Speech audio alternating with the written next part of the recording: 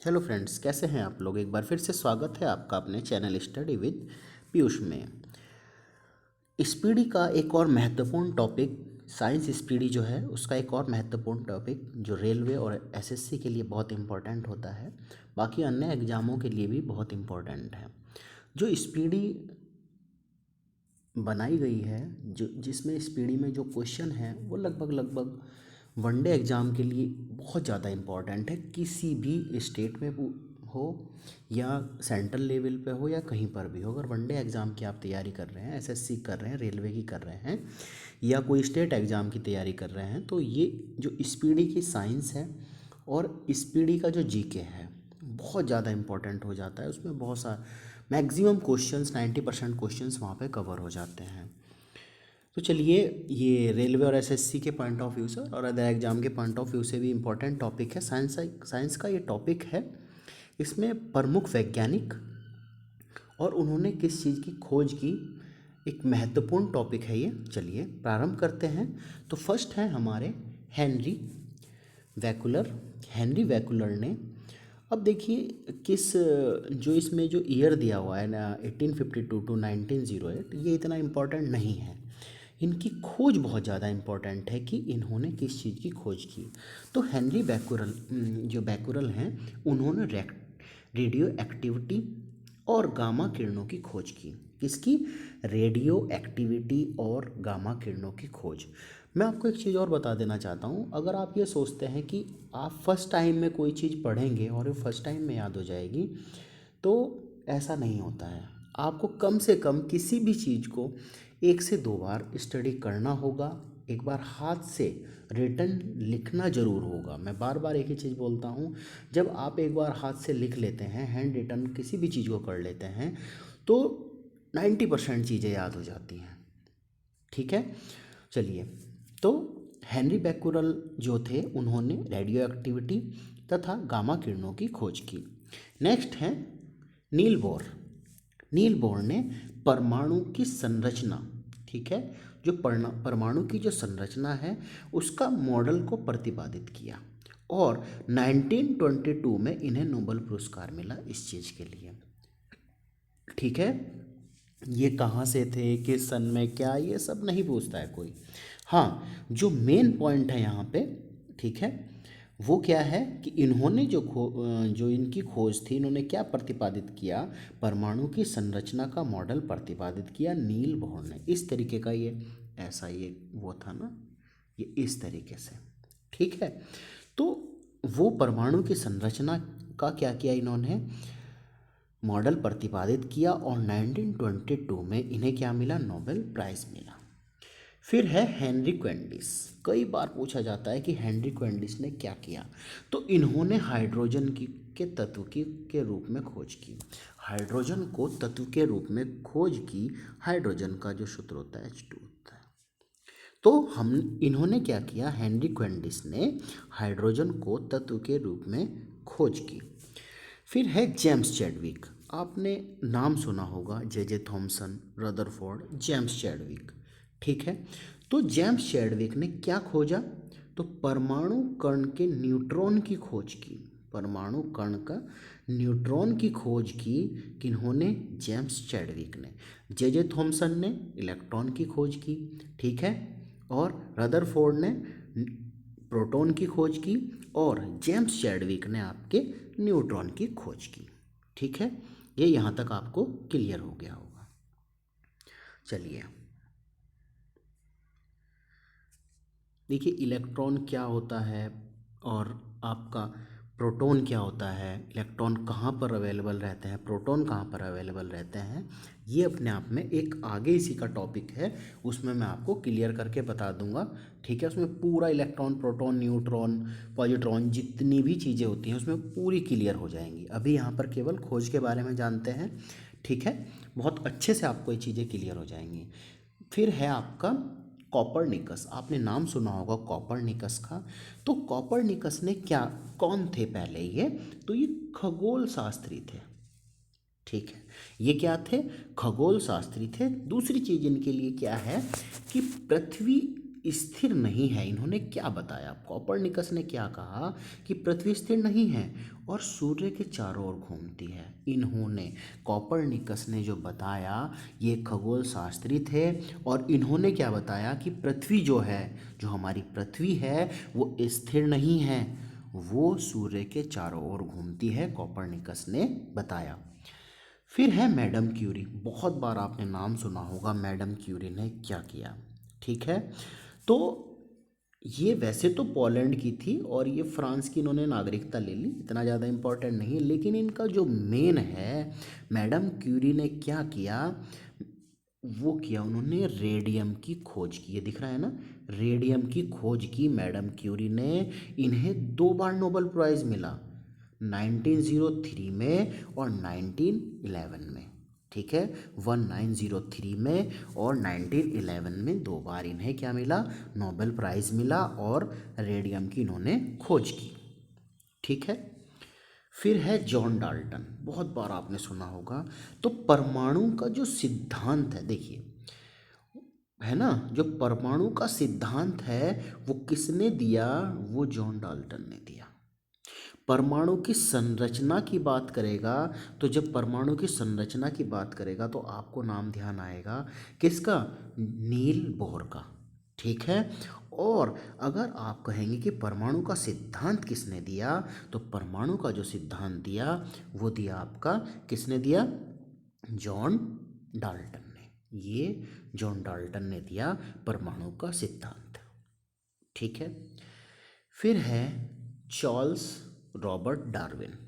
Darwin नाम सुना होगा आपने भी, अगर आपने इस पीढ़ी एक बार भी पढ़ी है तो हल्का फुल्का चीज़ें याद होंगी, लेकिन अगर आप इसे, इस वीडियो को 1 से 2 बार देखते हैं तो ये आप कभी नहीं भूलेंगे, और जो भी इम्पोर्टेंट चीज़ें हैं वही इसमें दी गई हैं, बहुत फालतू की चीज़ नहीं दी गई हैं, सभी इम्पोर्टेंट चीज़ यहाँ पे दी गई हैं।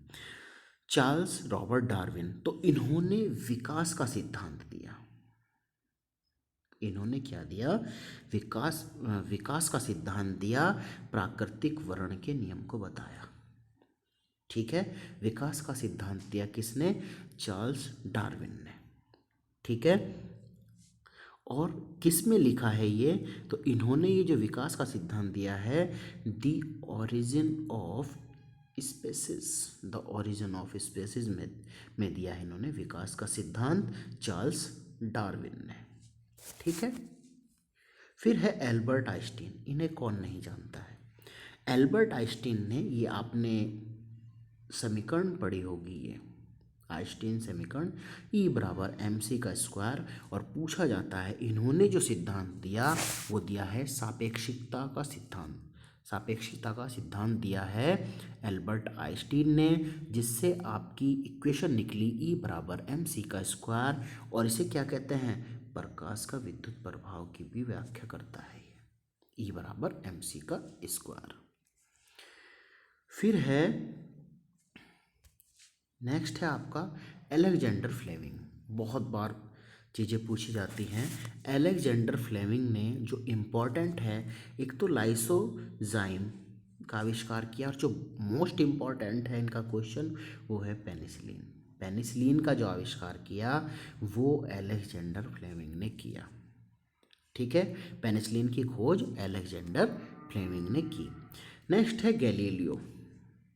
गैलीलियो ने टेलीस्कोप, इन्होंने क्या किया, टेलीस्कोप का निर्माण किया था, और गति के जड़त्व के नियम को भी प्रतिपादित किया, किसने, गैलीलियो ने। आपने सुना होगा जो गैलीलियो प्रथम नियम है वो जड़त्व का नियम भी कहलाता है, और गैलीलियो का नियम भी बोला जाता है, न्यूटन का प्रथम नियम। तो गति के जड़त्व का जो नियम का प्रतिपादित किया वो भी गैलीलियो ने किया, और टेलीस्कोप का भी आविष्कार गैलीलियो द्वारा किया गया। फिर है आपका William Harvey.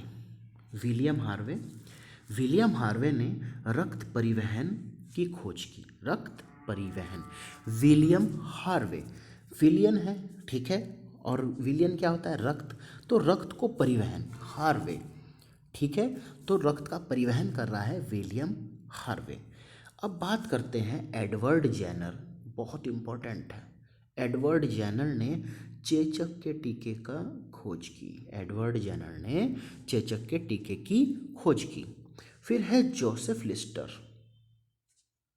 Joseph Lister, Harvey पढ़ा, विलियम हार्वे रक्त परिवहन, एडवर्ड जेनर चेचक के टीके की, और जोसेफ लिस्टर इन्होंने क्या किया, एंटीसेप्टिक सर्जरी की का सूत्रपात किया। एंटीसेप्टिक सर्जरी की जो खोज की वो किसने की, जोसेफ लिस्टर ने। जोसेफ लिस्टर हो गया। एक है जोसेफ प्रिस्ले, ठीक है। तो प्रिस्ले, जोसेफ, अगर लिस्टर की बात करेंगे तो एंटीसेप्टिक सर्जरी, लिस्ट से आ रहा है ना लिस्ट, और इसमें क्या है जोसेफ प्रिस्ले, तो इन्होंने क्या किया, ऑक्सीजन की खोज की, ठीक है। इन्होंने, अगर प्रिस्ले कहेंगे तो ऑक्सीजन की खोज की। ऑक्सीजन क्या है, एक तरीके से पीते हैं ना हम, तो प्रिस्ले और जोसेफ प्रिस्ले उन्होंने ऑक्सीजन की खोज की। और अगर लिस्टर की बात करेंगे तो एंटीसेप्टिक सर्जरी की खोज की, ठीक है। ये चीज हो गई। अब बात करते हैं हम आगे। फिर है आपके महत्वपूर्ण है WC रॉन्टजन, जिन्होंने एक्सरे, आप एक्सरे कराते होंगे, तो जो एक्सरे की जो खोज की है वो WC रॉन्टजन ने की, एक्सरे की खोज। रॉबर्ट हुक, सभी आपको पता होगा, इन्होंने मृत पादप का ऊतक, मतलब जो कोशिका है उसकी खोज की थी, मृत कोशिका की इन्होंने खोज की थी। और इन्हें कोशिका का जो वो है रॉबर्ट हुक हैं, उन्हें कोशिका विज्ञान का जो है पिता कहा जाता है, ठीक है। इन्होंने मृत कोशिका की खोज की थी, ठीक है, रॉबर्ट हुक ने, ठीक है। मृत पादप ऊतक में कोशिका देखी, इन्होंने मृत कोशिका की खोज की थी, ठीक है। इन्हें सेल्स की संज्ञा दी जाती है कोशिकाओं को, ठीक है। नेक्स्ट है फिर रदरफोर्ड, रदरफोर्ड, इन्होंने क्या किया कि परमाणु के नाभिक की खोज की। अब हमने परमाणु की संरचना की खोज कर ली, ठीक है। फिर हमने क्या किया कि परमाणु का सिद्धांत किसने दिया, डाल्टन ने दिया। अब परमाणु में एक नाभिक भी होता है, तो उस नाभिक की जो खोज की वो रदरफोर्ड ने करी, परमाणु के नाभिक की खोज, ठीक है।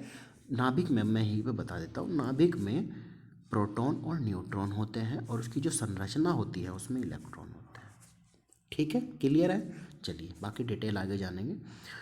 फिर है आपका आर्यभट्ट जी हैं। आर्यभट्ट प्राचीन भारत के प्रसिद्ध खगोलज्ञ एवं गणितज्ञ थे। अब इन्होंने क्या किया, पृथ्वी अपने अक्ष पर घूमती हुई सूर्य की परिक्रमा करती है, ठीक है।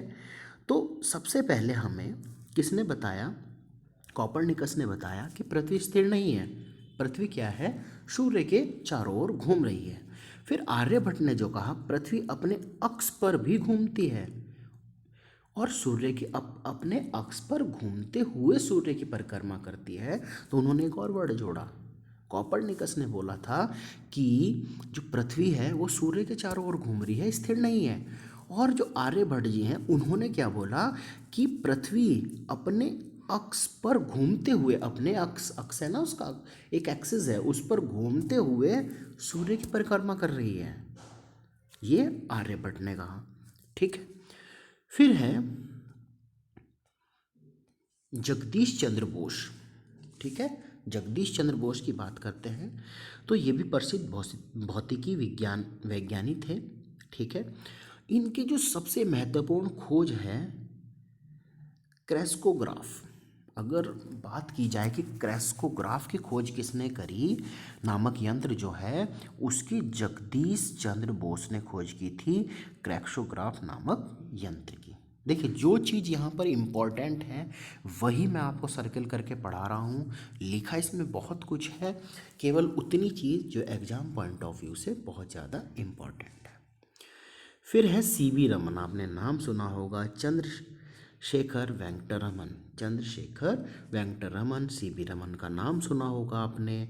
रमन प्रभाव के लिए 1930 में भौतिकी के क्षेत्र में क्या मिला, नोबेल पुरस्कार मिला इन्हें, ठीक है। जिसके महत्व को देखते हुए प्रतिवर्ष 28 फरवरी को भारत में राष्ट्रीय विज्ञान दिवस मनाया जाता है? ठीक है, 1954 में उन्हें भारत रत्न तथा 1958 में लेनिन शांति पुरस्कार से सम्मानित किया गया। सबसे पहली चीज़ बहुत ज़्यादा इम्पोर्टेंट हो जाता है, सीवी रमन जी। सबसे पहली चीज़ 1930 में इन्हें क्या मिला? नोबेल पुरस्कार मिला। ठीक है, रमन प्रभाव के लिए। 28 फरवरी को हम इन्हीं के उपलक्ष्य में 28 फरवरी को राष्ट्रीय विज्ञान दिवस मनाते हैं। 1954 में इन्हें भारत रत्न और 1958 में लेनिन शांति पुरस्कार से सम्मानित किया गया। ठीक है, तो बहुत ज़्यादा इम्पोर्टेंट है। फिर हैं आपके नेक्स्ट जो हैं वो हैं बीरबल साहनी जी। ठीक है, बीरबल साहनी जी। ठीक है, इन्होंने क्या किया? फर्नों की सजातीय और संरचना पर निर्णायक खोज की। फर्नों की सजातीय और संरचना पर निर्णायक खोज की। नेक्स्ट है, इतने ज़्यादा इम्पोर्टेंट नहीं है इसीलिए मैंने बहुत ज़्यादा इस पे जोर नहीं दिया है।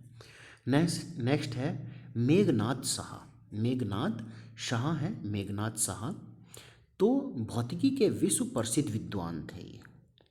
मात्र 30 वर्ष की आयु में इलाहाबाद विश्वविद्यालय में प्रोफेसर के पद पर नियुक्त हुए और इन्होंने क्या किया? तापीय आयनन सिद्धांत एवं थर्मोडायनेमिक्स में इनके महत्वपूर्ण अनुसंधान थे। आपने थर्मोडायनेमिक्स नाम सुना होगा। ठीक है, ये तापीय आयन सिद्धांत थर्मोडायनेमिक्स, ठीक है, के महत्वपूर्ण अनुसंधान है। इन्होंने क्या किया कि the history of Hindu science, इनकी एक कृति है the history of Hindu science. Main fact क्या है इनका कि मात्र 30 वर्ष की आयु में इलाहाबाद विश्वविद्यालय में क्या हो गए थे? प्रोफेसर के पद पर चयनित हो गए थे। और इनके जो सिद्धांत है थर्मोडायनेमिक्स, ये इंजीनियरिंग का एक सब्जेक्ट होता है। इंजीनियरिंग में बेसिकली टेम्परेचर से रिलेटेड, सिस्टम से रिलेटेड होता है। ठीक है, तो उसमें महत्वपूर्ण अनुसंधान है, उसमें मतलब क्या है? खोज है। और इनका अनुपम जो कृति थी वो थी the history of Hindu science. ठीक है, चलिए अब एक और इम्पोर्टेंट है आपके डॉक्टर सलीम अली। ठीक है, इन्हें हम क्या कहते हैं? बर्ड्समैन के नाम से भी जानते हैं। प्रकृति विज्ञान एवं पक्षी विशेषज्ञ थे और 1976 में पद्म विभूषण, 1983 में वन्य प्राणी संरक्षण पुरस्कार से सम्मानित किया गया। और जो बहुत ज़्यादा इम्पोर्टेंट है कि बर्ड्समैन के नाम से हम किन्हें जानते हैं, वो हैं डॉक्टर सलीम अली।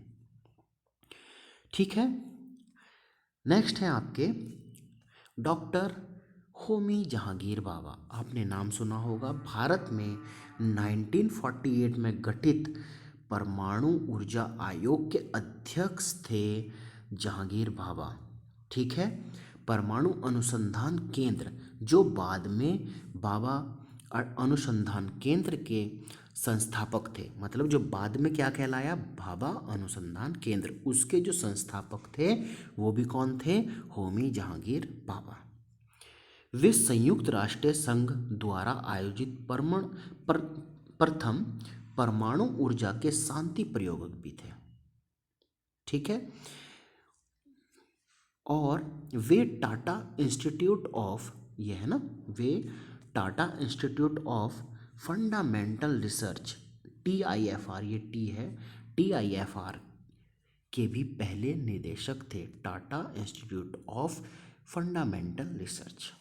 ठीक है, नेक्स्ट क्वेश्चन की ओर बढ़ते हैं। नेक्स्ट जो हमारे हैं इम्पोर्टेंट वैज्ञानिक सुब्रमण्यम चंद्रशेखर। इन्होंने क्या किया? इन्हें विलियम फॉलर के साथ, इन्हें 1983 में विलियम फॉलर के साथ भौतिकी का नोबेल पुरस्कार संयुक्त रूप से प्रदान किया गया। सूर्य के द्रव्यमान के 1/4 गुने द्रव्यमान को चंद्रशेखर सीमा कहते हैं। जो सूर्य के द्रव्यमान का 1/4 गुना द्रव्यमान है उसे कहते हैं चंद्रशेखर सीमा। और इन्हें क्या मिला? विलियम फॉलर के साथ भौतिकी का नोबेल पुरस्कार मिला संयुक्त रूप से। ठीक है। फिर हैं, बहुत ज़्यादा इम्पोर्टेंट हैं, हरगोविंद खुराना। इन्होंने क्या किया, आनुवांशिकी कोड, आनुवांशिकता की खोज की। ठीक है, इन्होंने आनुवंशिक में प्रोटीन संश्लेषण तथा अन्य अत्यंत उल्लेखनीय अनुसंधान में आनुवंशिकी जो कोड है उसकी खोज की। किन्होंने, हरगोविंद खुराना ने, मतलब डीएनए।